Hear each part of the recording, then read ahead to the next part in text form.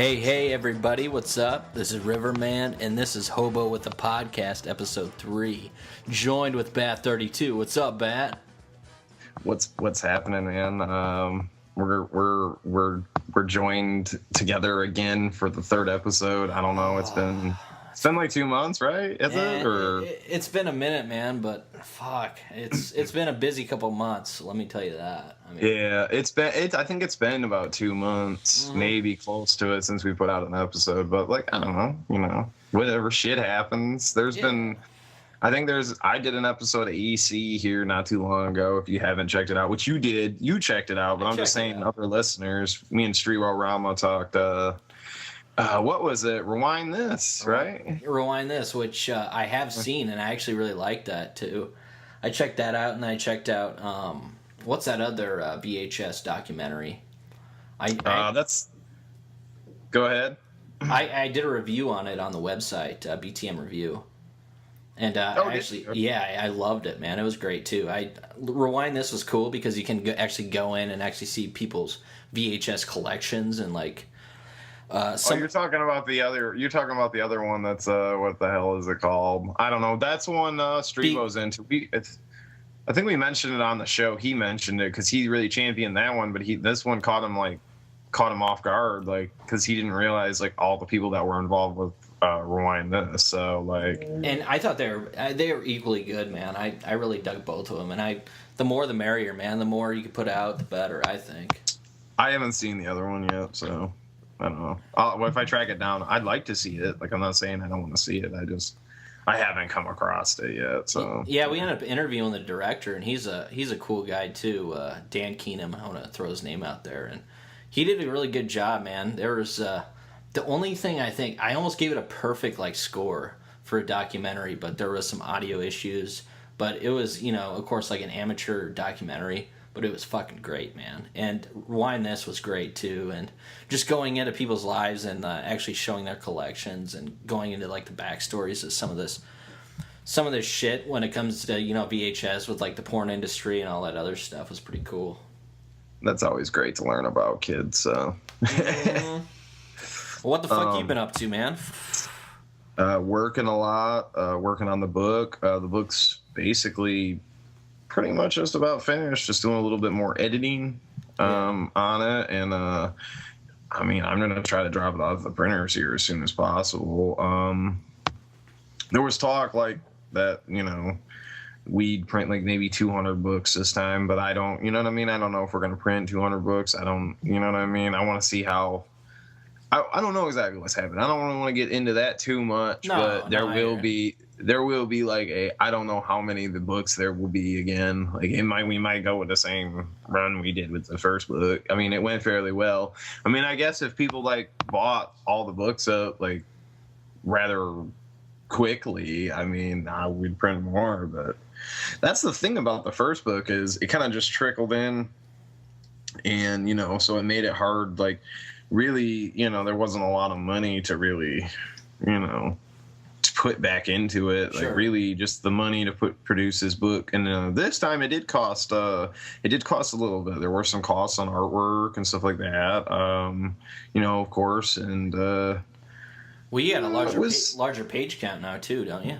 Yeah, there's the book's gonna be 76 pages. It's got original, like the first book had I kind of like, that was kind of a last minute thing where I didn't have an artist, but I wanted some kind of like centerfold through people, so I found a pick, but it wasn't really nude, and I just didn't like, with the book, like the first book, it was like a test thing. Sure. You know what I mean? Like, it really wasn't like, I put out something that people would enjoy, I thought, but I didn't, I didn't put the kitchen sink in there. I didn't throw everything in but the kitchen sink, and then I threw that in too. That's kind of what this book is. I try to throw everything in it, but it's a little bit different than the first book. I think it's going to look better. I think it's going to have a better style and flow and look more professional. It's not going to look as wild and rough. I thought the first, a lot of people like the first book, and it's cool, it's nice. It's definitely, if you're interested in picking them up and collecting them, it's kind of necessary. You need the first book if you're gonna get the second book. But all those people out there, though, I mean, there's still people buying books. I've gotten a couple orders recently. I'm like, where do these people come from? It's just like word of mouth, you know. Yeah. People hear about it, and I mean, there are books left, like of the first book. If any of your listeners here are interested from the BTM, and I don't know if we've talked about it here, but there's a few. I think there's a handful of books left. I really don't know how many books are left. I can't like. I don't know exactly, but they're like free shipping in the U.S. and they're only $5. So I'm doing free shipping in the U.S. And that's what these guys were from the U.S., so they were taking well advantage of that. Everybody else overseas, yeah. I know. I got two displayed down in my man cave. I actually just moved, and finally I got my man cave set up in my house. And like all your movies are down there? All my stuff, movies, all my posters, everything. I got the 2 books set up. Of course, my 15-year-old brother comes over. He's thumbing through the books. Doesn't take it to the bathroom, but I mean, he's still interested. So everybody's interested, man. That's awesome. Yeah, I would just like to have an apartment where hold on. After the show, I need to show you this. I picked up this cool Clockwork Orange. It's like I'm sure it's like might be another release. I don't know. Maybe it's just original poster, but I went into this record shop and like, I seen it and like it looked really cool, and so ended up picking it up. And it's tits. It's like it says Clockwork Orange, and then it's got like the boys all walking down the tunnel to beat the bum up. So nice. You've been picking a lot of shit up at the flea markets lately, haven't you? I've been going down to this record store actually down the street from where I'm staying, and I've been picking up. I picked up. I've just been buying some DVDs. You know what I mean? I'm been just kind of trying to watch my money and trying to buy used DVDs. But I'm sure some of the stuff's on Blu-ray, but like some of the stuff I hadn't seen, so I'm blind buying it. You know what I mean? And I don't know. Some of the stuff I don't really, sometimes it's just like, I don't know if I really need that on Blu-ray. A lot of older stuff sometimes doesn't really look, I'm like looking at it and I'm like, this doesn't really look that good. Like, I'm going to be honest with you, this doesn't really look that good. I'm not impressed. Like, the most impressive Blu-ray print I've seen is a Clockwork Orange. I bought that Criterion Rosemary's Baby. It would look good, but I wasn't like blown away like Clockwork Orange looked like it was shot yesterday. Sure. I mean, it looked so fucking clear, and it's like, man, I can see everybody's face, and like, whoa, that dude had like acne, and like, yeah, man, it's you can see everything on their face, But I picked up. Go ahead. Sorry. I picked up a few DVDs. I picked up The Changeling. Oh yeah. Which I think I might have seen it back in the day, but I didn't remember it. And I know a lot of people like it, and I'm like, fuck it, let's get this. Loved it. It was like an awesome little mystery. It's kind of a mystery movie. It's not like it's got that creepy wheelchair, but like you really find out what that wheelchair is about if you watch it. Like, was that a slow burn? It's been a while since I've seen that. A little bit, but it's George C. Scott's really good in it. Which I do like the slow burn. So yeah, I mean it's well done. I mean it's a mystery movie, like it's kind of a murder mystery, I guess. But I don't really want to get into too much. But it's a really good film with like paranormal stuff going on. Sure. I picked up Frightmare. A little British slasher movie. It wasn't bad. I mean, it was pretty good special effects for, I think it's from 1971. That sounds so familiar. I can't think of it though. It came out on Blu-ray not too long ago, and shit. I think this is the Image release I found in like. Oh yeah, by the way, the Changeling one and the Frightmare one is in these like snapper cases, and I also bought. So I'm throwing it back. Like these are some. Yeah.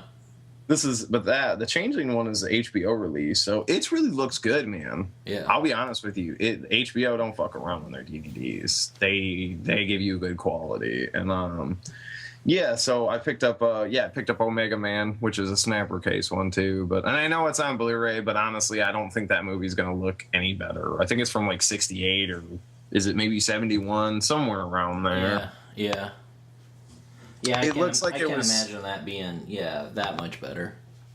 Yeah, and that's the thing. I got the old snapper case of Soylent Green, and like honestly, I saw the Soylent Green Blu-ray cover, and then the DVD has the original artwork. And I'm like, meh. And my DVD for Soylent Green looks fantastic.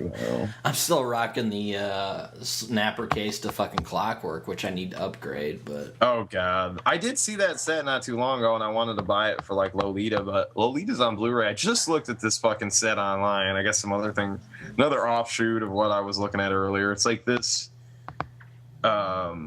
Kubrick masterpiece collection, and it has it's a Blu-ray collection. It has Clockwork Orange, it has Lolita, it has 2001, it has Full Metal Jacket, it has Eyes Wide Shut. I think that's it. Yeah, that's it. And so it's basically that DVD box set release that came out with the snapper case ones. Yeah. It's pretty much that whole set. But this one has a brand new DVD, extra DVD. Oh, yeah, and it's got all the extras that the special edition 30th anniversary, whatever Blu-ray that I've got, the book one. I don't know if you've seen that one, but that was the ultimate edition. But now they put it in this box set, and the box set has 10 discs. Oh, Jesus. It's got a book. It's got a book in there, like a hardback book on Kubrick and photos and stuff. And it's got that 10th disc. It's like 3 brand new documentaries that look pretty appealing. And then the 9th disc is all the documentaries from the damn Clockwork Orange special edition. And I'm like, you know how much they want for it? Warner Brothers is putting this out. What's that? It's $130 fucking dollars. And I scroll down to all the fucking reviews, and it's just people are like, what the fuck? What are you thinking, Warner? And they're like, no, we're good. Like, and pretty much, basically, when I seen the set and I seen what the price was, I was like, all I want is disc 10 and the book. I don't want the rest of it. Keep it. Because, I mean, I've got 2001 on Blu-ray. I've got Eyes Wide Shut on Blu-ray, and I got that Clockwork Orange Blu-ray. Yeah. So I've already got 3 of the fucking movies, and I don't know if I mean, a lot of people like Full Metal Jacket, but it's kind of like those fucking idiots buying the Halloween complete collection Blu-ray. Which, well, I never bought any of them Blu-rays, oh, so did? I would be interested in that Blu-ray size. I got but I don't want to pay that. I don't want to pay that price. No, I have all the stuff. I have all the Halloweens on DVD, but honestly, I don't really feel like I kind of would like to see the original in HD, but like that's all I've been really buying, dude. Like personally, I think how I'm really living with like watching Blu-rays is like I'll buy the original, you know what I mean? And that's really it. Like I might get the original Friday the 13th, you know what I mean? But I'm not buying. I seen that box set and they wanted like, fuck, do they want for that at Best Buy? Like $80 for that Friday the 13th one, and I'm like, dude, I have the box set, and then I double dipped on all those fucking 1 DVDs they released. I don't own any of that shit, man. I don't. I refuse to pay it, man. I'm so stingy when it comes to that. I'm not double dipping, and I got that Nightmare on Elm Street box set. I'm not double dipping. I don't know if Elm Street's out on Blu-ray. I imagine it probably. Yeah, the Nightmare Blu-ray box set. I got it for like $20 at Best Buy last year. Yeah. Damn, dude, I'd chill out the $20. I seen the Scream, like the first 3 Scream films, and I've got 4. I seen that for like $10 at Target, and it's like a box set. You know what I mean? One Blu-ray case with, I'm guessing, like either 1 disc that has everything or 3 discs. I don't know, but I thought about buying it, but I'm like, fuck Scream. Oh man, Scream's alright, but I don't know if it's. Scream sucks, man. Yeah, I mean, I don't know if it's worth having on Blu-ray. I have the 3 set DVD set, that box set that came out in like 2001 or something. But there's 2 Blu-rays that are really getting my fucking dick hard that I haven't picked up yet that I do want to pick up. It's the Cannibal Holocaust Blu-ray, which is finally going down in price. I think it's down like $20, $22, which is probably the lowest I've seen it since it came out. I think it's on Amazon right now for that price, which I am so tempted. I don't know if it's going to go any lower because it is a Grindhouse releasing. And that and the new Texas Chainsaw, which I know it's on sale too, and it's $20 on it's $20 on Amazon for the fucking Texas Chainsaw 4-disc. But you know, here's my angle. I'm waiting for October, so I'm waiting for that bitch to come down to like 15. Which I do want to know.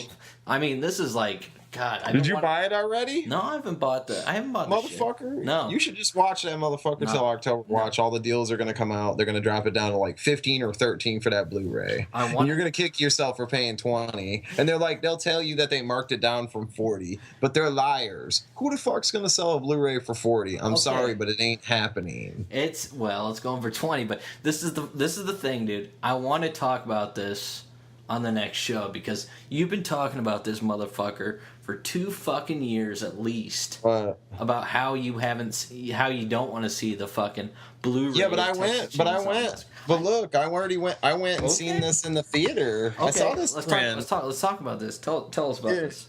It looked like shit. It did. It looked terrible. Really? It didn't look any. It looked like my fucking DVD print blown up, but the soundtrack was fucking amazing, dude. So I don't know. I mean, it was projected on a screen, and I don't, you know what I mean? And it's an older theater, so I don't know what kind of technologies is being used with this digital system. So this is I don't. 4K restoration and all that shit.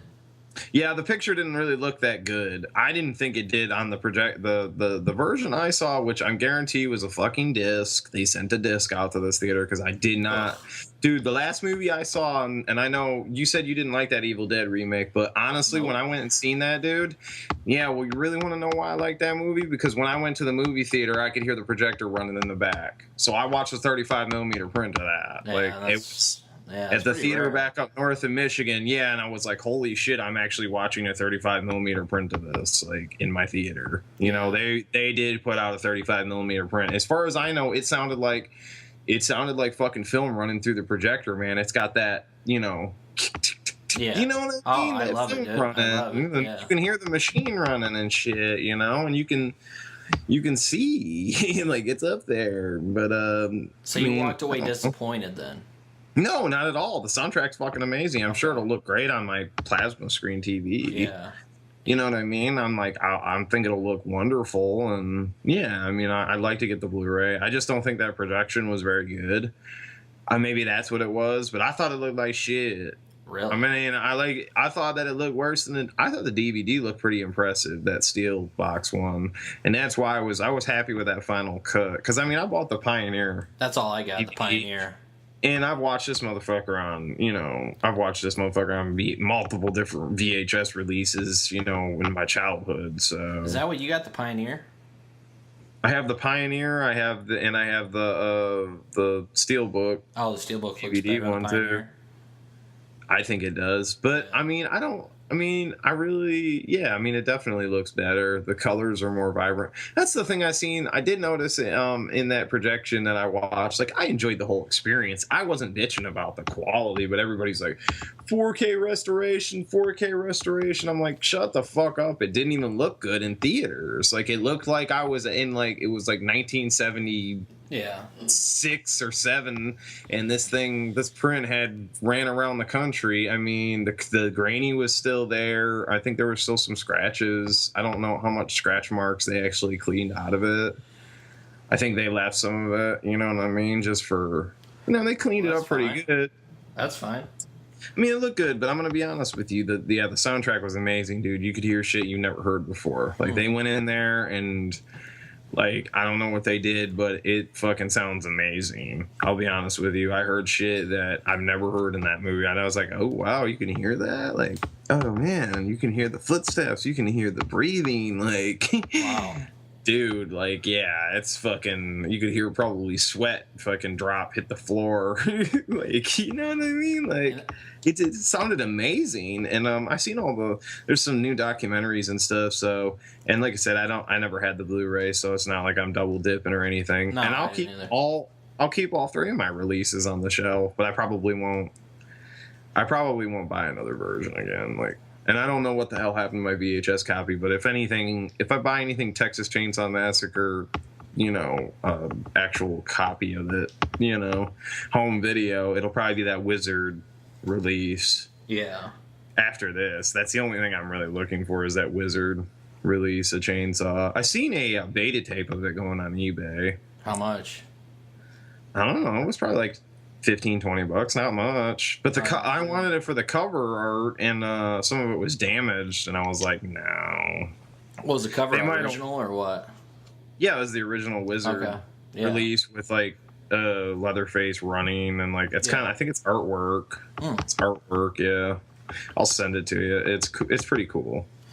Yeah, I've been looking at reviews on it, and the video quality was actually people were raving about it. They said it looked really good. Of course, it was full 16:9 with no black bars, which that's the one thing I look for. Like, I actually wanted to fill my, 55-inch TV and not fucking see those black bars. But my TV actually, I don't know what it is about this plasma, but like I had the setting and it actually pulls it to where like it takes the sidebars off. But like no, I mean I think they converted it. Yeah, I mean the cut I saw, I did see it was different looking. You know what I mean? As far as I'm pretty sure the aspect ratio was different on the version I seen. I don't know if they have.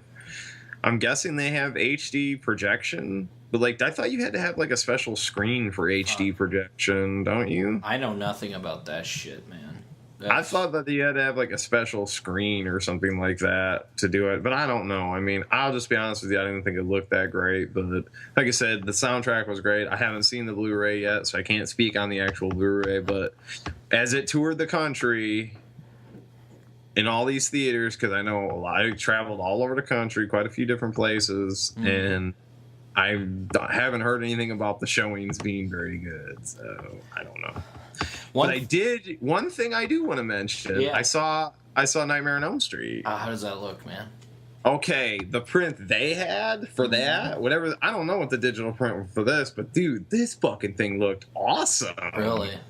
Oh yeah, man, it was fucking awesome. And then when Johnny Depp blows all over the ceiling, I mean, that's my favorite scene in the movie. So it was just amazing to see that on the big screen, like Johnny, because that's what it was meant for. Yeah. You just see fucking Johnny Depp, like his whole, like feel like you're on the ceiling. You're looking at the ceiling when it blows all over. So, and also this has all been at this local theater here in Nashville called the Belcourt. And then they did a member appreciation little dinner thing and free showing of the original Invasion of the Body Snatchers. Oh, no shit. In 16 millimeter, projected out in their parking lot. Wow. Like they have a big wall on the side of the building that's all painted white, and so they do digital. Like I don't know if they do. I'm thinking they try to get film prints to project out there, but yeah, this one was a 16 millimeter. It had like all the previews that would be at like in there at a drive-in. Nice. And yeah, you could tell it was 16 millimeter aspect ratio, but they had like good speakers out there and it sounded really good. And it was kind of grindhousey. Like 1 minute dude's riding in the car and then all of a sudden it jumps to him in his office talking to somebody. You know what I mean?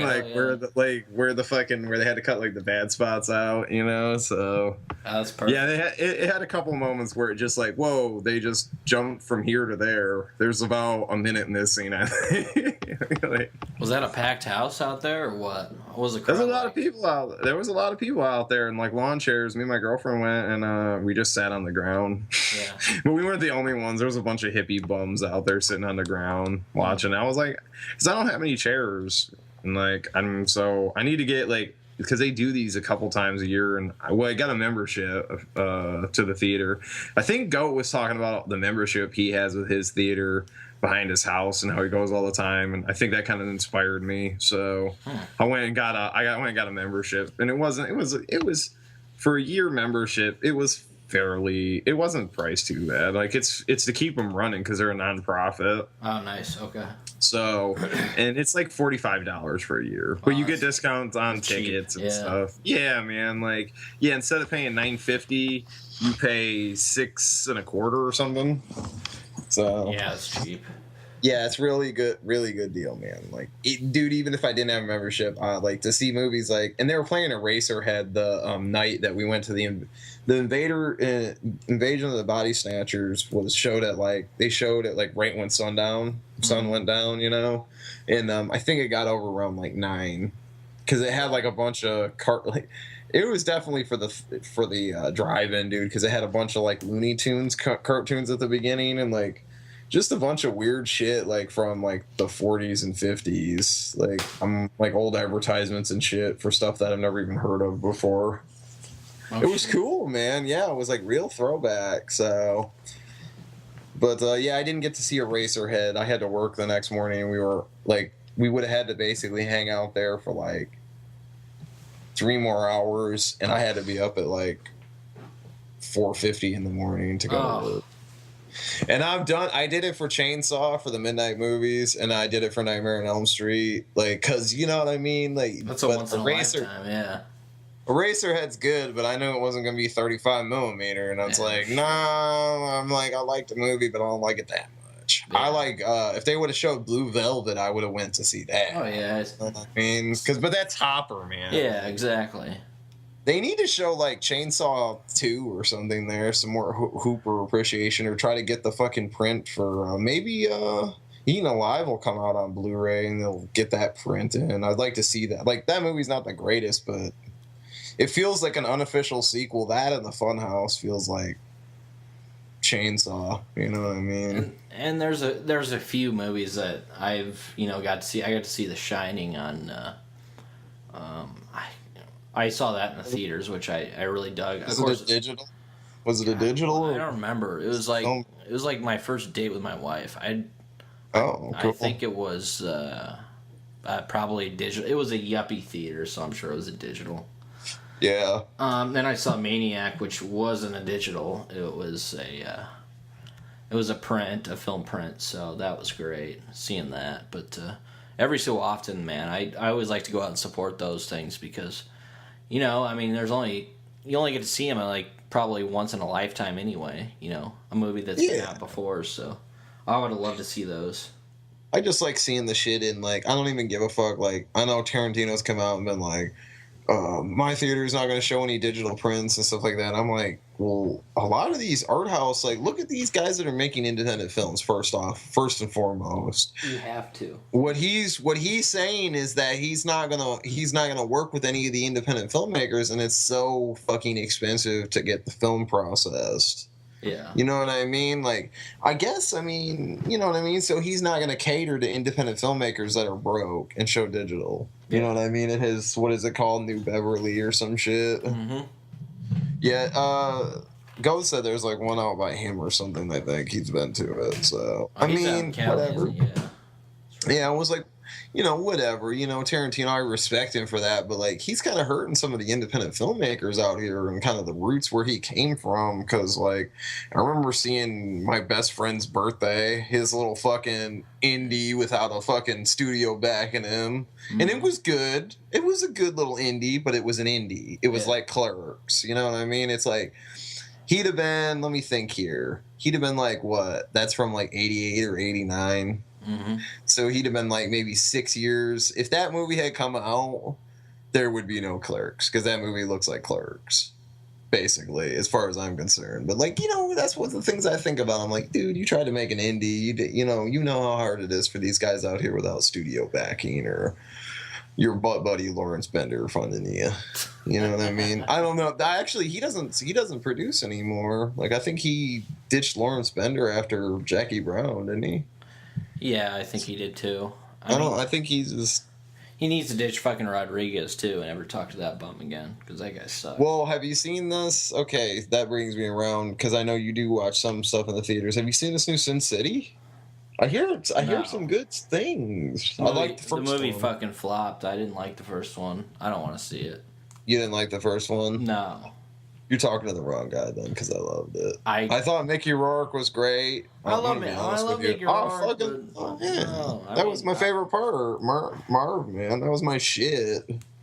I don't know. I don't respect him as a filmmaker anymore. I think he makes garbage films. He makes a lot of garbage films, but as far as I'm concerned, I think Sin City is a good film.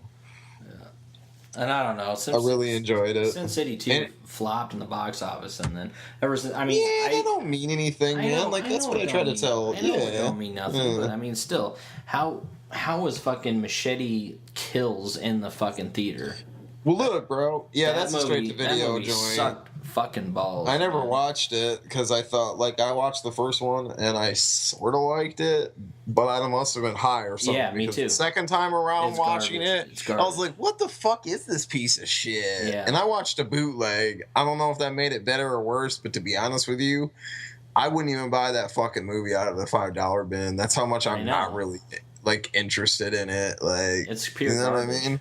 It's pure it didn't... look, like what he tried to do, like if you look at it, it's really interesting because like, okay, this movie was made because he came up with this damn trailer, and then old boy, what's his name, Eisner? Yeah. That did Hobo with a Shotgun, did a trailer indie style, and his film's fucking better than he beat the shit out of him. Yeah, I know. It's so much better. And I mean, it's really an honor when your DVD can be found in the fucking $5 bin at Walmart. I really think that you're a grand slam hit when you can be found at any Walmart in the country. That's right. You know, and I don't know what the fuck he's doing. I hope that he comes out with a new movie soon. Have you seen that one with the Christmas trees, the little short one you can get on YouTube? That one's fucking awesome. Treevenge is awesome, dude. Treevenge is fucking, yeah, dude. Like, I want to see a feature-length movie of that. I don't think he's doing shit. I think I've been following him on like Facebook and stuff. I think he's just doing like commercials and stuff. I don't know what he's not doing any features. I don't think, but he did that one on VHS too, which sucked. I thought, but yeah, he did a little vignette, right? Yeah, I didn't see it. Like I heard that they got a bunch of like A-listers, and I watched the first one, and like the only thing I liked was that weird chick in the motel room that was like some kind of demon or monster. And the rest of that movie made no sense and was the biggest pile of shit. And then they're like, hey, we made a part 2, but we brought a bunch of like named directors or something, people that you may know who they are on board. And like people were putting it over, but I'm like, no. I read it out of Redbox, and I'm like, I'm not falling for that again. I won't even rant you. Which part 2 was better than part 1, but after watching part 2 for the second time, it doesn't hold up. They both suck. Also, it had machete syndrome. Yes. Yes. Piles of shit. But speaking of... What? No, go ahead. Oh, I was just going to say, changing pace to actually... movies we're actually going to be talking about. Oh, yeah, we didn't even say anything. We've just rambled on for who the fuck knows how long. Yeah. Going to be talking about a 1971 film. What do you call it? Crime biker film, thriller. It's Last House on the Left meets Easy Rider. That's right, called The Wild Riders. Which we will be reviewing tonight, so... Stay tuned for that. And was there anything else you want to talk about? No. I mean, just keep an eye out for the magazine, I guess. Any listeners? I think it's sleazefiendmagazine.storenb.com. I'm not sure though. I think that's what it is. If anything, just go to exploitedcinemaplanet.com, and there's a little Sleaze Fiend icon, and it'll take you to the page where you can buy the book. I think we're going to be doing a pre-order here soon. Once I know that the books are for sure being printed, like, you know what I mean? I can't... Some people ask me, like, when the book was still being worked on, if they could pre-order it, and I was just like, no, I can't take somebody's money if I don't even... have the, you know what I mean, physical product, you know what I mean? Like, I just don't like doing that with people's money, just in case, you know, you never know what happens. And I've had some bad luck lately, but I'm going to get this book out just because I put way too much fucking time and work. And it actually ended up, just because I've had, like, such shitty luck this year financially. I'm not going to really get into it, but some people know, shit happens, you know what I mean? You have ups and downs out here. I had a couple years. I had about a year and a half there where it was looking all right, and then you know how things go. The wheel of fortune spins up or down, so you know, this shit happened. But yeah, the book's gonna come out and everything because there's already money invested into it, and there's a lot of time and effort. And the book is just beautiful. It would be a fucking shame if it didn't come out. But people have been asking me about pre-ordering, and yeah, once the book's to the printers, and I know that like I've looked at a few proofs and like I've paid for them and they're on their way. You know what I mean? I'll probably put up a pre-order thing, and people can pre-order the second book. There's, like I said, there's a few copies of the first book. I really don't know how many copies are left. It's probably less than 10.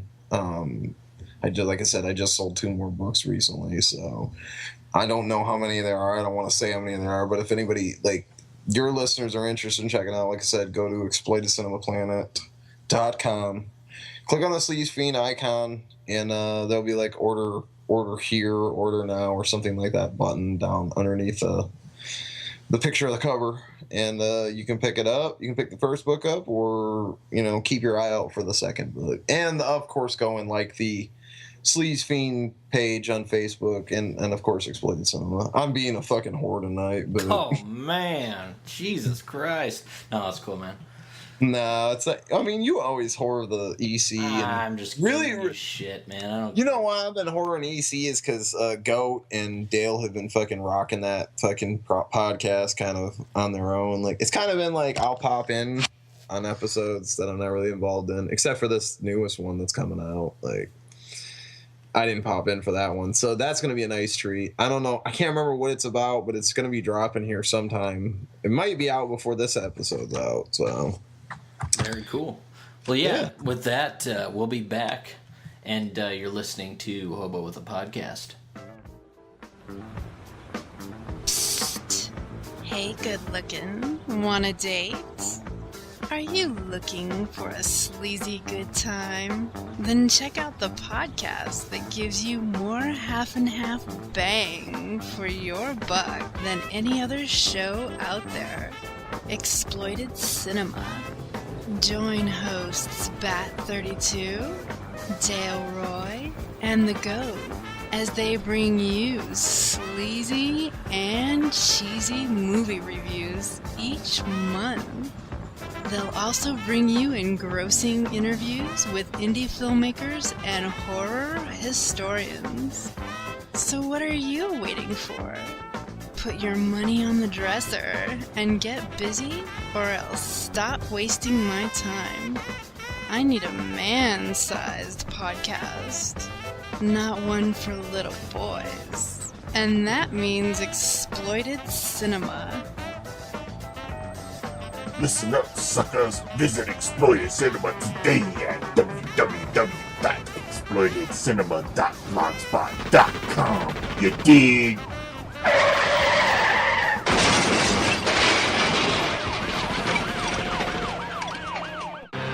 Wild Riders. A stick you have blown it for me ever since I've known you. Just like when you killed that broad in Florida. We killed the broad in Florida, Pete. I'll take the blame if you want me to. Wild Riders. When you're in love with an escape machine, there's no time to worry about real people. Some women like their men that way. Others don't. Yes! We're gonna play hide and seek! No! Was it stiff? Yes!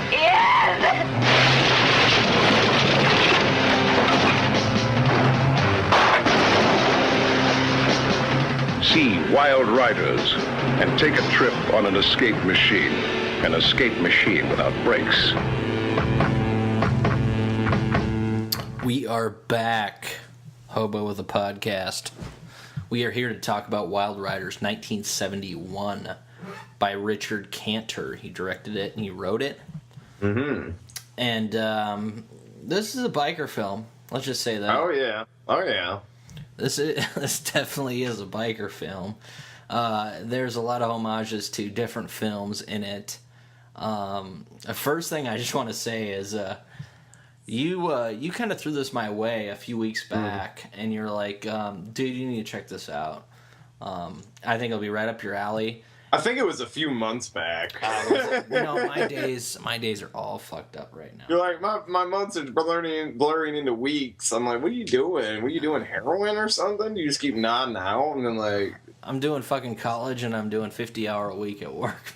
Oh, so it's like, yeah. So it's like heroin. It's like heroin, man. I have no time, but you feel tired and you're not out all the time because you're just too busy. I know. I don't know. I'm awake right now, but I am glad that I stayed up for this film because there's a lot of things I did like about it, man. It's the lead actor. Let's just say Pete reminded me of Peter Fonda, and I have a man boner for Peter Fonda. Interesting little tidbit, like that scene when they like all right, let's get into it a little bit. We'll kind of lay out what happened. Like basically these guys, like the movie opens with them like dragging this chick to a tree and like basically like I don't know, just like rip her clothes off and like are like beating her up and shit, and they like stake her hands to the tree, and pretty much like you don't really see her hands staked to the tree, but that's what they did. Yeah. I don't know if you picked that up or not. Yeah, like, Pete and Stick. Stick was the one who loved to torture. Yeah. And so this is real sadistic, and the Bite Gang, they ain't cool about it, so they want Old Boy and Stitch, his bodyguard, to split. And that scene where it cuts to like the music montage intro, like it's the greatest credit montage, and it has that Easy Rider feel, dude, doesn't it? Like that scene when they're riding cross country, like all the different music. Total ripoff. It's some like Friends Forever music. I don't know what the fuck it is. The music is from Pete. Pete wrote it. That actor wrote. So it's really like a nod to Last House on the Left with like Krug. You know what I mean? I didn't know he wrote that. Yeah, that's it. That's his. That's one of his bands or whatever, I guess. So it's like really interesting. I don't know if he did any of the other music, but I know he did that song at the beginning. That's awesome, dude. When Old Boy's like ripping it up on the beach and shit, and there's like kids playing. He looks like he's drunk, just riding around. I'm like, man, you're coming so close to hitting those kids building a sandcastle. I was like, did you guys just ride up and shoot this, or like the parents consented to like you driving a fucking motorcycle like a maniac in the sand around their children? Like, and this got to be like the most. I kind of call them pussy biker gang from movies, man, because they're so quick to kick Pete and Stitch out of the fucking gang, the motorcycle gang. Like, murder shouldn't even be an issue for a bike gang. Like Hell's Angels, they'd be like, yeah, you had to do what you had to do. We're all gonna forget about it and try to get out of town for a little bit, and hopefully nobody finds out. Like, and they try to kick him out of Dodge. You got to go up the coast. You need to get away from us, man, because we don't want to go down for that shit. But so they ride off on their own and like stop in this little scenic park thing with like a telescope, and like they scope these chicks out in the backyard sunbathing and shit, and like Peter Fonda ripoff basically. he is I liked him, dude. I liked him. He's a good actor. They weren't too bad. And the guy, interesting thing about Stitch, not to get too off topic, but I thought I'd throw this out here, is he went under another name. Like he was like they say that like the actor, like before he had like changed his name, it sounds like he went into like witness protection. Okay. Like seriously, yeah, like pretty much. Like I don't know, but like he was a suspect in a murder. Like they think that he did like a mob hit and shit. But like the guy's name isn't even the same. Like he changed his name. It was some fucking mafia motherfucking goomba fucking crazy motherfucker. You know what I mean? Like, but he's got like clearly. I got this feeling that like he probably did do the hit, and like so because he was pretty good in this movie. He definitely made your. He was kind of had his own weirdness, and he's been in all kinds of shit. I knew that I'd seen him. He was in Bonnie's Kids. I don't know if you've seen that little exploitation film. He's in that too as well. So I was like, where do I know this guy from? And I'm like, fucking. I looked on IMDb. I was like, fucking Bonnie's Kids. Yeah. What I thought was kind of funny about this little thing. I mean, we're still kind of in the beginning of the film, but Pete and Stitch. I mean. You would think Stitch would be like, I mean, of course he's like the dumb oaf, you know, but he's actually the strong one, and Pete's like the little bitch, which kind of doesn't make any sense. I mean, Pete's like the brains, and he's the sexy appeal, you know, he's the sex appeal for all the women, but yet he's not like the hard ass like you would think he would be. I mean, Stitch is the one who like does the dirty work. Yeah, he's like basically like I don't know. He's like Otis Toole, like to Henry. Yeah.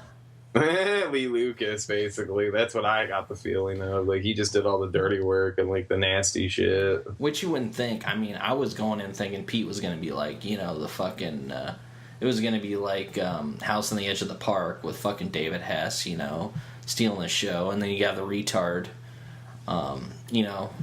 Rape it was kind of like that. I mean, it was kind of like that. And this is like I said, this is an American produced film. So yeah, I think they wanted to go on that little bit of Last House on the Left. I mean, people were trying shit in the 70s. You know what I mean? And this movie is clearly like people trying different, like mixing different genres, and like I think it works. Like I at one point for some reason may have said that I thought this was one of the greatest biker movies. Like after I'd seen it, like I was blown away just because like I didn't even expect that like movie. I didn't expect something this cool. You know what I mean? So I didn't either, because it started off like, I mean, the filmmaking was so amateur, but yet it was cool at the same time. Like the shots were so amateur, but yet like I that really scene. liked it. Hey, remember when like old boy's kicking him out of the gang? Yeah, and then like yeah. him and Peter sitting there, and then all of a sudden like he gets up and walks toward the gang, and all of a sudden they're behind him, like they were all there but the whole time. And I'm like, I seen when Pete walked over, and I didn't see anybody over there. So you're saying like from when like they're seated somehow they all just showed up. I was like, there's a continuity error right there, like how they shot it. I think that they just like maybe they had to pick that shot up. And there was continuity errors, but I mean, there were some really cool shots with like, I don't know, like, because I went to school for like filmmaking. Of course, I really didn't do a whole lot of shit with it, but like the whole sun flares and everything, like they had a lot of shots with like, the sun, flaring off the cameras and everything, and even like the headlights of like the motorcycles like flaring off the cameras, which I thought was cool. Like, I was gonna say little like nuance, little things like that. Just, I don't know, it makes me enjoy the film a little bit more. I mean, like, did you like that scene? Like, there's a one scene when they're traveling like cross country, because they ride for a little while at the beginning of the movie before they come upon this house with these girls and shit. And that scene where they're like in traffic and like you can see all the headlights, like that was really awesome. Trippy looking. Like, I think this movie, like, I don't know, like, what the print looks like, but I would love to see a Blu-ray of this movie. Fuck, man, it looked. I mean, this is badass. The print I saw looked fucking great, dude. It looked. It wasn't a bad print, and for what I thought it was gonna be, man, it was good. Yeah, I mean, I'm really glad to hear that you enjoyed this film, but yeah, I mean, like, it's got a revenge twist at the end. Like, I don't really want to spoil it, because I mean it's good, but it's kind of like the rape revenge element, and coming to the conclusion of the film. I'm not going to say anything about the conclusion, but like I was, as sick as it sounds, I still rooted for the delinquents, Pete and Stitch. I don't know why. Call me, I watch so many exploitation films, I still root for the fucking sleazeballs. Yeah, you're in the habit of it. You're like, go David Hess. This guy was just another extension of David Hess, really. Like Pete, kind of, but not as sleazy, but sort of. But, I mean, even the main character for, like, the female lead, like, had a lot of sleazy elements to her, which I really enjoyed. Yeah, she had a little, was it like a British accent, or what was it? She had a little accent going on, which I think added some nice touch to it and kind of classed the film up. This movie is like in no way a hardcore violent scene, sexual scene like setups, but it's very effective. Yeah, it's very effective. Like, they don't even show you when old girl gets her hand staked, but like then they cut to the title scene credits where like old girl screams and she's just hanging there from the tree and her arms are up. So I mean, you pretty much get the. I don't know. Maybe they couldn't afford. Like, you couldn't make fake hands. They couldn't pull off the effect. I don't know what it is, but they did not show the stake in her hand. So. And I mean, they did show like some like nudity and stuff like that, but even like, I mean, they could have went so much more over the top with it. But like you were saying, it's effective enough. Like, it's all implied, which I can see, it's just more effective for me. I mean, I like both ways, but I'm just saying it's cool that way too. And why I think it doesn't matter that it doesn't have all the hardcore, you know what I mean, shit put in. Like most exploitation, rape, and revenge films, they have somewhat nudity, but a lot of fucking extreme violence and gore and stuff. You know what I mean? Like, there's some fucked up shit going on. And this film doesn't really rely on it because the acting is so well done. Like, these guys are all really good actors. That's why I say it's like, and the acting was good in that, fairly good. Not everybody, but like Hess and the baddies, the rapists. You know what I mean? They were all good actors. You know what I mean? I thought then the same thing with this. You know what I mean? Like Stitch and Pete, they're both they're good actors. You know, they're definitely convincing. You know, and the girls too as well. Yeah, and even like the little twist with the main girl and her husband, and like there's so many like different little things going on with that, which I thought was cool. I mean, they could have just went straight to the point, but I mean, you like some of the characters, you hate some of the characters, and it just flip flops back and forth, which I really dig. It caught me by surprise, man. I really didn't think I'd like this film as much as I did, but I really did. It's pretty sweet. And they're, I agree with you. And, you got to look at these guys. They're such scumbags. As soon as they get there, they're raping them and fucking... Well, Pete's actually pulling that wool willingly, but Stick, he's like...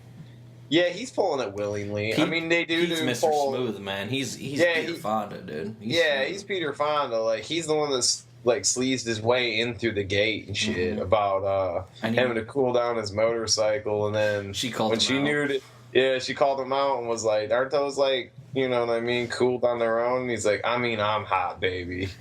like his shit's so smooth, but like, yeah, I mean, I just love it how these boys just like, they rape them, set up, like get laid, set up shop, and start selling off like all the valuables, because we're talking about a nice house. This guy's her husband's like some kind of fucking conductor, or like he writes like operas, or I don't know what the fuck he does, but like I think he plays the celloist.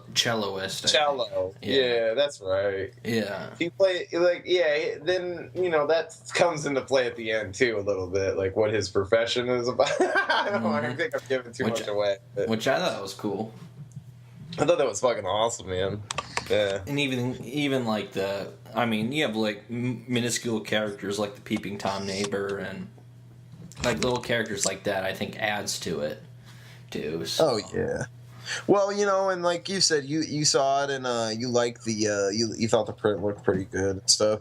And I was like, well, I wonder if this is out, because I mean this print looks fairly decent. And so I looked it up to see what it's like see if it's got a DVD release, and the Savage Cinema 12 collection came up, and I realized that I already owned it. I had downloaded this torrent, dude, like I don't know, probably like 4 or 5 months ago, and and then I realized like I have this set, like, and I only watched a couple movies off of it that weren't good, so I was like, I don't know, man. All these motherfucking movies are probably terrible, so I didn't even bother. Like, I watched 2 of them, like a couple of the chick ones I thought looked cool, and like Wild Riders was sitting there, like the diamond in the rough was just waiting for me to discover it. Like, I probably would have, but to be honest with you, the way shit's been going and like me not having so much time, I probably wouldn't have fucking found this movie for like it was 3 years. No, I hear you. And I'm thinking about actually picking this up, because I think you can buy it for like $10 on Amazon.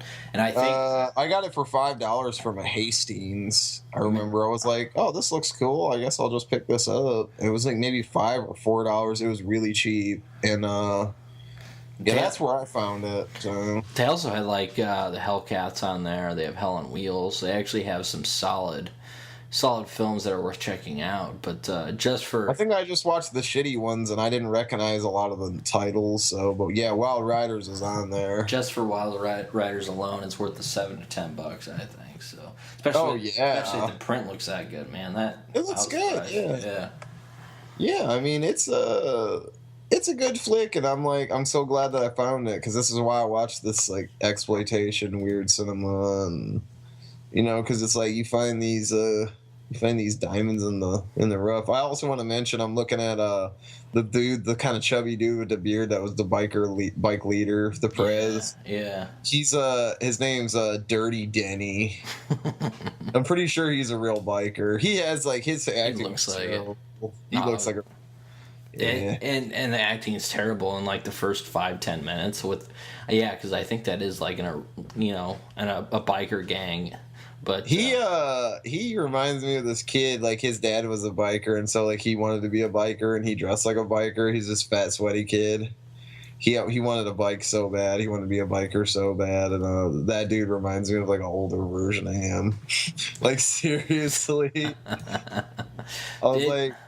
I don't know. He was sleazy though, dude. His hair was so greasy. Oh, dude, man, it was bad. Looked like he was sleeping in this fucking sleeping bag for like a month without a shower. He probably never took those clothes off either. Like these bikers look scummy. Like they look like real bikers. Yeah. Did you know that this director, I think it's Richard Cantor, he did some X-rated films too. The Erotic Adventures of Robin Hood, dude, from 1969. Yeah, dude, I'd heard of his name before, and I don't, because you kept saying it, and then I had seen it, and I wrote a review for this too as well, so, and yeah, man, like, I don't know, I really, like, I recognize that name, but I didn't delve any deeper. I just kind of, you know what I mean, I glanced over the film. The film's great, though. This film's great, and I'm surprised if he did X-rated stuff that this film wasn't sleazier, but I mean, it was sleazy for what it was, but I mean, people were probably like, well, I'm looking for something hardcore. I mean, really, it's the quality of the acting that drives the plot, and it's a really well-written film. Like, honestly, it's a good film. Like, honestly, with if they took out the little bit of nudity that's in there, they could probably put this on fucking, like, ABC or something, CBS, like, play it as, like, a fucking evening Saturday night movie. No, I agree, but I mean the sleazy elements with the main lead woman in the film. I mean, that was just great, dude. She did a great job, I thought, man.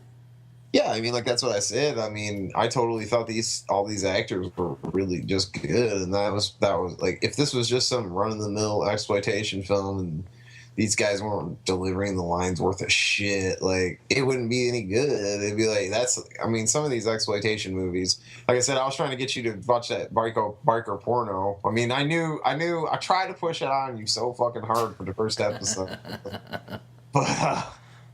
but I was sending them screenshots and everything, and I'm like, come on, is your mouth watering yet? I'm like, not for the first episode. But, you know, we had to meet, like, I talked about us meeting in, like, some kind of middle ground, and so this is the middle ground to the biker porno. And that was kind of a rape and weird exploitation film, too, but I think it was silent and it just had music. Hey, if we get some feedback for it, I'll check it out, you know, if people want to actually hear about it. Maybe you can just talk about it on an intro, and we don't have to cover it as a main film. You can just be like, yep, I watched it. It was terrible. It's so dingy. Kind of rounding this up, just give me a rundown of, like, maybe your favorite biker flick. Do you have one off the top of your head? Well, I mean, we've talked about this. Like, the fondness stuff is great. You know, Race with the Devil, and you know, of course, the classic Easy Rider. I mean, I put these films on high pedestals. I think they're great films. Race with the Devil is kind of a camper dirt bike movie, but it's still Peter Fonda riding a motorcycle. All right. Wild Angels is still the best, man. Wild Angels is great. It's a Corman film. It's probably one of his best films. That he directed that one. Yeah. And I think it's one of his best films. I really love it. He directed The Trip too, didn't he? Oh God, I want to say. I know he directed one. You know, he directed a few biker films. Corman did The Trip. Yeah. Yeah, I don't think he did that other hippie movie. Because Jack Nicholson wrote it. I know that. Yeah, that's right. Yeah, he was big on some of the involvement. I don't know if he produced that Hell's Angels or directed Hell's Angels on Wheels. I was trying to turn you on to that the other night, I know. Mm-hmm. Another great biker film where Jack Nicholson actually, like, hung out with I'm pretty sure this is exactly what happened, is he hung out with them and rode with them, and fucking they made him like an honorary member and shit. Because I'm pretty sure he's got the Hells Angels vest. Yeah. Like, I've heard rumors that Jack's got the Hells. I'm like, you know what I mean? They said Hunter rode with him too and was a member, but I don't believe it. Because I don't believe that they let Hunter in. I think he kicked it with him and rode with him, but I don't think they made him a member. I don't know. Yeah. Jack's man, Jack's huge though, and you know Jack, you know how he bullshits and talks. He can ride with anybody, man. Yeah, he can hang out and fit in with anybody. He's just an oddball, and he definitely, like, I remember back in the late '90s, he like went ape shit with like a golf club or something. in traffic. So you know what I mean. He'll go ape shit on the motherfucker. Like he's a loose cannon. You know what I mean. He's definitely rode the roads on a bike. Like you know what I mean. Like oh fuck yeah. And I think he does a lot of his own stunts in Hell's Angels on Wheels, and yeah, that's just a great film. I highly recommend it. I think it's 68 or 69, but yeah, that one's up there for me. Let me see here, biker films. There's that one with Joe Namath. Which one? Fuck's that one called? You haven't seen that one with Joe Namath? No. Yeah, man. I can't remember what the fuck that one's called. I'll have to look it up. Yeah, there's one with Joe Namath. That one's not really that good. It's okay. Werewolves on Wheels, dude. I haven't seen it. I heard it's terrible. I mean, the thought of like werewolves on fucking motorcycles just sounds awesome, but I heard the movie just isn't any good. Like, it just sucks. And I mean, I'd like to see. Have you seen Psychomania? Yes, I have. That's not good. It's okay. It's like I think it's a British one. Yeah. It's different. Glory Stompers. I've heard of that one. Yeah, that's got Hopper. Yeah. And yeah, that's fucking great, man. Like I wanted us to review that. I'd love for us to review that down the road. I just need a I had a good print, but like look, man, I had a really good I got a really good print of that. Like that's on YouTube. I think there was an HD one, like recorded off like one of them channels or something. Like I'm pretty sure I had a really good rip of that, and my hard drive fucking took a shit, dude. I'm pretty much like I have to get like a restoration company to pull everything off or whatever the fuck. Yeah, it's fucked, dude. I bought this damn Seagate 2 terabyte, and then it ran great, and then like one day it just stopped working. Maybe the listeners can point us in the right direction. Some biker films too, man. Find me some biker films. Yeah, tell us some biker films so we can review. Yeah. So we can review this shit too. So yeah, Glory Stompers is good. There's another one I've got called The Jesus Trip, where they like these bikers kidnap a nun and take her cross country, like as hostage and shit. So this nun's riding with them. So you got a little nun exploitation mixed in with bike exploitation. You know what I mean? That's like perfect. The biker. Once you get into the biker world, oh dude, then there's this other fucking video that I've seen. It's this cop training video from like the 70s about like known biker gangs, and like it's got all this information about some of the like fucking wildest biker gangs from I would say 78 to like 83. You know what I mean? And it's like a training video for cops. It's like stuff they need to look out for, like them selling fucking probably hard drugs and like just different weird shit, like their communication and you know what I mean, codes of conduct and I can't. Seen it quite a few years ago. We needed to get that. I need to try to find a copy of that, and we need to review that. That's some real biker stuff, man. What's this Northville Cemetery Massacre? It's a biker movie, dude. I don't know. Outlaw biker film. Yeah, I'm just looking on the internet right now. I'm kind of just browsing. You're looking for biker films. There's another one I really like. What is it called? Savage 7? Oh, okay. I think I've heard of that. Yeah, Savage 7. Yeah. Yeah, and it's got old boy from Hellride in it. Mm-hmm. What the fuck's his name? He was in Kill Bill, and so yeah, he's really young in it, dude. Like, and I can see why. Like, he was probably a star back then because he had a young look. But motherfucking that dude's like whatever his name is, Larry Bishop or whatever. Mm-hmm. I think that's what his name is. He's aged horribly. That man has done too many days at the beach in the Bahamas. Like, it was not kind or just riding a motorcycle, but he's great in this. I think his name's Weed or something, or Joint. And like, dude, he's got a pot plant growing on his motorcycle. Yeah, he was in Hellride. Yeah, he's not the Prez in this movie though. He's just another rider, man. But like, I totally recommend that movie too. I think it's called Savage 7. Yeah, that one is fucking awesome. If you can get your hands on that, I highly recommend that biker film. I mean, there's so many. Like, those are just a few of my favorites. I want to think that Corman did some other biker flicks. He did Wild Angels, and there was another one, didn't they do? Yeah, right? he did a few of them, I think. Maybe I'm thinking of Hell's Angels on Wheels. I'm pretty damn sure that was a fucking Corman film too, though. I don't think he directed it, but he had to do a few of those, man. Yeah, I want to think there's another one with Peter Fonda that he did, isn't there? Not that I know of. Not biker films. It just feels like he should have did more. I wish, man. There's another one I'm trying to think of, but it's not coming to memory right now. But yeah, Hellride, like a lot of people shit on Hellride. I really enjoyed that film. I don't know. I think I let a buddy borrow it and I never got it back, so because I haven't seen it in a while. But I need to pick that up. Maybe it's on Blu-ray. I'll buy that on Blu-ray for $10. I got it on Blu-ray. Is it? How much did you get it for? Like 10? Yeah, I got it a while back. It was pretty cheap. I'll pay 10 for it. Yeah. You know, hopefully like 7, maybe like 8, 10 plus shipping, I think I got it a year or two ago, I think. I mean, it wasn't bad. I mean, Michael Madsen, of course, I love him, but... Yeah, and he's really, it's not like, he did a bunch of crap for like a while there where like, pretty much everybody was just like, he was just doing whatever, like doing indies and all kinds of shit, like anybody that would pay him. Yeah. You know what I mean? And doing like a bunch of garbage. Mm-hmm. And so like, you know what I mean? You kind of like, after a while, I was like, yeah, Michael Madsen's in it. It's probably garbage. Like, you know what I mean? Nothing against him, but like, he just started pouring himself out and working for whoever. Like, Michael Berryman did that too. And it's like, yeah, Michael Berryman's a great actor, but like, the new shit that he's in, he's just taking whatever pays. Jesus Christ. It's bad straight to DVD, yeah.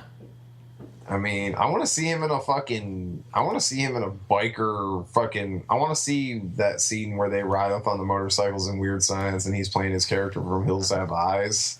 God, I want to see that movie. Yeah. I want to see that fucking movie, man, where those guys are just like a bunch of biker savages. Mm-hmm. Okay, let's make a biker exploitation movie with fucking Michael Berryman. I would be totally... look, it worked for Michael Madison. You put him in a biker movie and it's like gold. That's the last good movie that man's done. And then maybe if he works with Tarantino again, That probably won't happen. Have you seen this fucking Kill Bill extended? I don't know what the fuck it is. Never been a big fan of Kill Bill. Is that come out? That was some kind of re-release. I don't know. I of course I own the Kill Bills on Blu-ray, but I've never been a big fan of Kill Bill. No, I wasn't either. Yeah, I like Michael Madsen, but I really like him in he was in Species, wasn't he? Yeah, I believe he was. Yeah, he was like a bounty hunter in that. Mm-hmm. Yeah, that was awesome, man. Yeah. But yeah, I mean, biker movies. We got off topic talking about Michael Madsen, but I think he was in another biker thing, but whatever. Anyway, Michael Madsen, biker movies goes together. Biker movies and anybody goes together, be it Jack Nicholson or fucking Peter Fonda or I mean, you could put anybody in a biker movie. Harvey Keitel could be in a biker movie. It would work. Exactly. The Hop. The Hopper, man. Yeah. He was made for the biker movies. If you haven't seen Glory Stompers, dude, get on it. Like, he's like basically hippie, acid head, gang leader, motorcycle rider, badass with those little tiny hippie glasses. You've been championing that for a while, dude. I need to check that out. Dude, he's rocking a beard. He looks like straight up like fucking acid eating fucking savage biker, pretty much. It's great. He's real wild in it. Yeah. Fucking swastikas on his denim jacket, dude. Yeah, he's definitely a wicked biker in this. I mean, there's soft sides. I mean, there's always a piece of Hopper in every. Same thing with Harvey Keitel. Like, it's like, yeah, he's playing this cop character, but there's a piece of Harvey Keitel, like the actor in there. You know what I mean? Like their own personality that they bring. And I feel Hopper always did that. Like if he was fucking drugged up, he would take roles where he was like, that would work. Like he could get away with it. Like in Apocalypse Now, man. And I'm sure he was on something in Glory Stompers. Oh, yeah. He seems like he was that. I'm sure he was eating ass and smoking grass. Like, you know what I mean? He was doing that on Easy Rider. I mean, they smoked a joint like every... Oh, yeah. Every night and like all day long. And they smoked in that scene, man. That's what I love about these old biker movies. They're not sober, I guarantee. Yeah, they even said that from the fucking Blu-ray DVDs. Yeah. Extras, yeah. Yeah, and I just think that's fucking awesome. I had a feeling they were smoking grass, just the way Jack Nicholson was acting. He was high, man. He was real lit. He didn't know what the fuck was going on. They gotta be, though. Yeah, I mean, it worked, you know? And, like, that's what I said. Like, Easy Rider kind of opened the floodgate for all these biker exploitation films, and you know it. Oh, yeah. Easy Rider is really the start of it, but you know, I mean, that was kind of a hippie film, and you know, the exploitation genre just took it to whole new fucking levels. You know, we should do a biker exploitation retrospect or something down the road. I'm down. I like, you know, me and you both like these biker flicks so much. I love them, man. I really love them, man. If some real time opens up, maybe we can do something cool like that. I mean, shit. I won't even do that on my own podcast anymore. Last time we did a retrospect was Chainsaw, but you know, that's my like fucking passion. I love that shit. So, hey, and you better get the new Blu-ray so we can talk about it. Yeah, we definitely want to cover that on a future episode. I don't know. I like how we're mixing it up. Like the first episode, you know, was kind of cannibal exploitation, I guess, to an extent. And then we hit them with 1984, like total dystopic film, you know, and you know, now we're hitting them with biker rape and revenge film. Fuck, get him with everything, man. It's nice. Like, I like this. This episode seems to like this episode and the whole entire podcast, not to toot like our horn or anything, but it just seems like this podcast has a better direction than like what EC's like. I won't say like it's just changed like over the years, and I don't know if it knows who it is anymore. Like, it's just so many people are on board, and I love it. Like, it's a whole, you know, connection and everything, all the community and like, you know, just fellow podcasters is really what it is. But it isn't what it was when it first started. And I know a lot of people stopped listening to that show, and you know what I mean, whatever. But hey, we're still, I mean, that show still covers sleazy fucking shit. You know what I mean? There's still good reviews on stuff, even though there hasn't been a porno episode in a long while. Oh man. So were you thinking about anything for October, or what's your Yeah, I mean, we've been talking about a bunch of stuff, and for EC as far as that goes, but I'm hoping we're gonna do something this October for this show too. To be honest with you, I'd like to put something out, man. I mean, I know it's gonna be busy for both of us, but I'd like to try to get something out because this is our month, man. Yeah, well, I hope that you drop this here in September. I will. To throw them out something. This is definitely a September episode, but yeah, October's well on its way, hitting us soon. Probably by the time this podcast is edited and dropped, it'll probably be nearing the end of the month. More the end of the month. So, but yeah, I mean, I would love to put something together for a Halloween episode if you wanted to do a Halloween episode. Oh, for sure, man. And you know, it'd have to be something small because I imagine, you know, we're coming up on, what is it, 4-year anniversary? I think it's 4-year anniversary. Oh, shit. Yeah, that's right, man. And so, well, no, we'll be working. I mean, I'm not really, like, I told them I would be interested in everything, like Goat and Dale, like, definitely. Because I've kind of been taking a break, even though my hiatus wasn't that long. I don't know. I think it might have been 2 episodes, but I showed up special guest a few times just because they dragged me in. But I just had zero time to really watch anything. So, but well, I mean, we don't even have to review anything. I mean, we could, you know, always see if, you know, Strebo wants to maybe come on just to bullshit for like 20 minutes and just, you know. Yeah, I mean, anybody, dude. Yeah, I don't know how his schedule's looking. I mean, he just had hit me up a while back and was like, "Yeah, I've been out of the loop for a while." Because he had. Well, I mean, you listen to the episode. He said he'd been writing scripts and working on stuff, so he kind of took a break from. I mean, he was doing MVP, but you know what I mean. He just does usually MVPs like I think a half hour. Like if I come on. When I came onto a show not too long ago, I don't know if you checked out that he wanted me to talk Sleaze Fiend in like the new magazine that was coming out, so we did a whole magazine episode, I guess. But that, I mean, shit, I still had a few more articles. Like one big thing I wanted to lay in when I had done that little interview with him about that, and then he wanted me, and then we did. It's a pretty good episode. I think we talked about how like get a magazine out, and shit like that. So. Mm-hmm.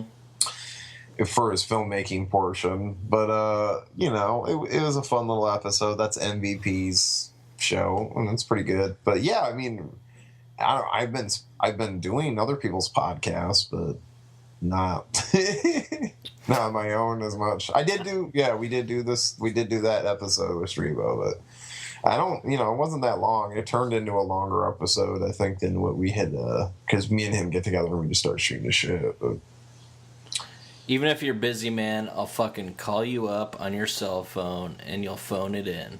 I don't have a cell phone, so that'll be terrible, but you can always hit me up. I usually have Skype on. No, Yeah, Bat32 officially doesn't have a phone anymore. Oh, okay. Well, I had a phone for a little while. I should get one. Actually, I probably have a number you can contact me at if we need to Skype it on the road. Like, but I don't work nights, so, but you know what I mean? It just depends. Like, you call me while you're at the office or something on your private computer and just record it on your lunch break, or bring your laptop. Just do it on your lunch break. I'll be working at the old folks home. There you go. I'll just be like, yeah, I gotta go in the bathroom and take a hard shit. Get them on board, man.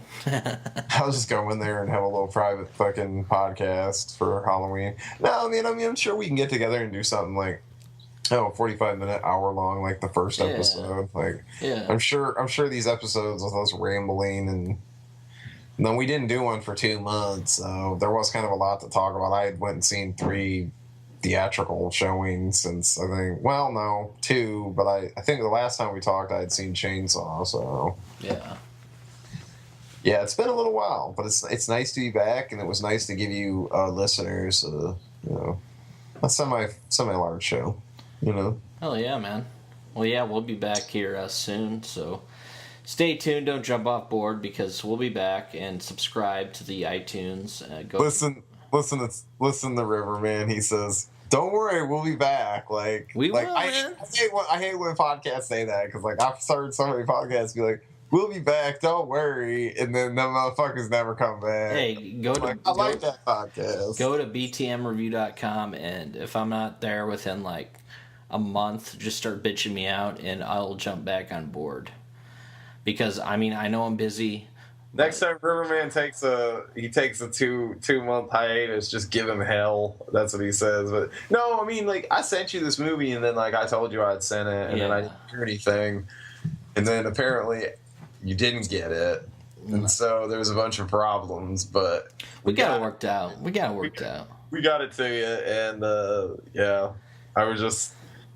I hadn't heard from you in a while, so I just assumed you had gotten it, and it was fine, and everything was all right, and you just watch it when you got around to it. I'm on my computer for 11 hours a day at work, man. When I get home, I don't want to be on my fucking computer. There's no way for you to just sneak it in on your lunch. Do you get an hour lunch break? Yeah, but I don't go home. See, you could be watching you don't have to go home. Shit, man. You can bring your laptop in there and just watch it. You know what I mean? Yeah, I sit out in my car and smoke cigs and eat lunch, man. That's the way it goes. Watch a rape and revenge flick. I mean, you could have been watching Wild Riders on your... I did. I had it on my phone today. Did you? Yes, I did. You watched some more scenes over again? I watched the first 20 minutes on my phone today at work. You're like, I have to see that again. Yeah. That montage at the beginning is just great. Like, I know. It's just, I love it, where they're all like riding and shit, and it's just like... Yeah, this movie, you got to get on it. It's a Criterion. Criterion needs to put it out, or at least Grindhouse release it. Yeah. Christ, give this thing track these fucking guys down. I'm pretty sure Alex Rocco, aka the mobster, fucking is still around. I'm pretty sure he's still alive. I don't know if Pete is or not. I think he is though too. Track these guys down and get them on for a commentary and have them shoot a documentary or something. He's kicking with Fonda, dude. Yeah, he's around, I'm sure. These guys are like that Pete guy probably died of acid overdose or something. And he looks like he tripped, man. Like he's been on some trips. Well, yeah, check out BTM Review. Check out Exploited Cinema Planet. And Pimp your. I know you ain't done it in a while, but maybe this will entice you to do it. Like they're only 20-minute podcasts, half-hour podcasts. With video game, have you pimped that on here? The video. Oh game yeah, podcast? yeah. We pimped the video game podcast quite a bit, man. Did we pimp that on Retro Rampage podcast? If you guys are into video games and shit, we mostly cover retro stuff and some new stuff too. We throw in news and everything like that. So if you're into that, check that out too. You can find that all on btmreview.com. So surprisingly, Riverman doesn't own any of these new crazy technological video game machines. Although we did talk about that fucking retro gaming multi-slot player thingy thing, and I can't afford anything, man. I can't afford anything right now either. But once I get stable, that needs its place in my home.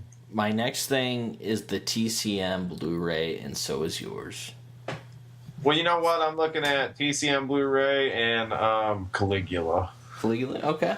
Yeah, that Imperial Edition. Yeah. I definitely want that for October, so... It's not the Necromantic, but that's okay. Oh, yeah, that Necromantic Blu-ray is coming out. I forgot I posted that on Exploited Cinema. Yeah, hell yeah, dude. Damn, that's some fucking good news. Yeah, that motherfucking Barrel Entertainment or whatever, Barrel releasing fucking print has been out of print for so long. You basically had to fucking get a rip of that to really see it. I'm glad I got my $75 out of it when I sold mine, so that's cool with me. Yeah, so you're going to go buy the Blu-ray when it hits $20 and be like, yep, done deal. Not 20. 20's too much for that movie. Because I guarantee you there's not going to be no extras, so... Really? Well, it's not going to be the 4-disc TCM Blu-ray, so... No. It's also not going to be that 10-disc Kubrick release they were talking about that I'm not buying for $130. Sorry, Warner Brothers. That's about as stupid as your fucking Warner Brothers archives. You're just going to put these out and everybody's just going to bootleg them because nobody's paying $20 for a bare bone release. Hell no. You didn't even really you transferred it over from film, but you really didn't go in there and do anything. It's just those bare bones DVDs that would come out back in the day. The snap cases, but the snap cases where the extra is the trailer, and maybe in a rare occasion like the Cat's Eye DVD, which is a snapper, it actually has a commentary. But that's rare. Yeah. You're lucky if you get a commentary. You got gold if you got one of them snapper boxes and it has a commentary on it. Seriously, that's a gold mine. When I seen that on this cat, I didn't even know I had that fucking Cat's Eye fucking DVD for 6 or 7 years, dude, and I don't know, somehow I was looking at it and I'm like, there's a commentary on this son of a bitch. Really? Wow. I don't think I ever listened to it, but yeah. All right, we can wrap the show up. There's a little tidbit for you. There's an Easter egg hidden. Yeah, we'll catch you guys on the flip side. This is Riverman. This is Bat 32, and you've been listening to Hobo with a podcast.